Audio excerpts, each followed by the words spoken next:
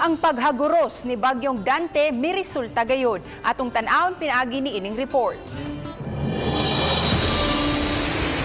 Nianang paghapon pa, nabatyagan na ang kusog nga hangin nga nagdahag-uwan ang Bagyong Dante.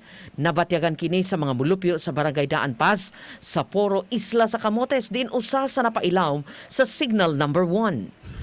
Og niresulta gyud ang paghaguros sa hangin. Natumba ang dakong punuan sa kahoy og niigo sa gihimong payag-payag. Sa pagkalukas sa kahoy, natumbahan usab ang motorsiklo. Maayo na lang way mga tawo nga naamong sa maong hitabo ug wa usab kini makaigo sa mga nanglabay. Matod sa mga nakasaksi nga grabe ka kusog sa hangin inubanan sa kusog usab nga uwan.